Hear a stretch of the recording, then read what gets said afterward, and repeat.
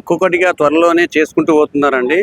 Government వచ్చిన సంవత్సర కాలంలోనే దాదాపు 65,000 ఉద్యోగాలు వేసినటువంటి చరిత్ర తెలంగాణ ప్రస్తుత ప్రభుత్వాన్ని, రేవంత్ రెడ్డి ప్రభుత్వాన్ని. రాబోయే రోజుల్లో కూడా ఇంకా సమయం ఉంది కాబట్టి ప్రతిదీ అంచెలంచెలుగా చేసుకుంటూ పోతారని అనుకుంటున్నాను.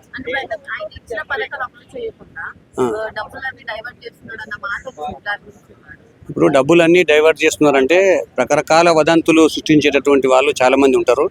ఏది వైరల్ అయితే దానిపైన వైరల్, అది అబద్ధ బూటకపోయి అయినప్పటికీ కూడా దానిపైన వైరల్ చేయడానికి చాలా మంది దుష్టశక్తులు ఉంటాయి. అది కామను. ఊరైనాక మనకు పర్యాణ వాళ్ళు ఉంటారన్నది ఎంత నిజమో, ఇది కూడా చాలా మంది చాలా రకాలుగా విష ప్రచారాలు చేస్తారనేది చాలా నిజం. అది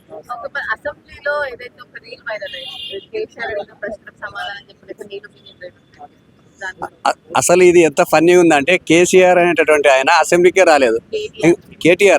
కేటీఆర్ ఆయనకు ప్రశ్నలు అడిగేటటువంటి నైతికత అసలు హక్కే లేదు కేటీఆర్ అసలు సబ్జెక్టు తెలుసుకొని మాట్లాడితే బాగుంటుంది. కొంత హరీష్ రావు గారు బాగా మాట్లాడతారు అనుకున్నాం, కానీ వారు కూడా కేటీఆర్ లాగానే తయారైనారు ఈ మధ్యలో. కాబట్టి పొంతన లేనటువంటి ప్రశ్నలు, పొంతన లేని సమాధానాలు ఈ ప్రభుత్వానికి ఎట్లయితే మంచి పేరు వస్తుంది అన్నటువంటి ఉద్దేశంతోనే వాళ్ళు ఉంటున్నారు తప్ప, వాళ్ళు 40-50 సంవత్సరాలటువంటి పెద్ద అయినటువంటి అనుభవం ఈ రాష్ట్రానికి, ఈ ప్రజలకు 10 సంవత్సరాల ముఖ్యమంత్రి అనుభవం ఇస్తారని అనుకున్నాం, కానీ వాళ్ళు ఎటువంటి అనుభవం ఇవ్వకపోగా ఫామ్ హౌస్కే పరిమితం కావడం అనేది ఈ రాష్ట్రానికి చాలా దురదృష్టకరమైనటువంటి చర్య. ఏది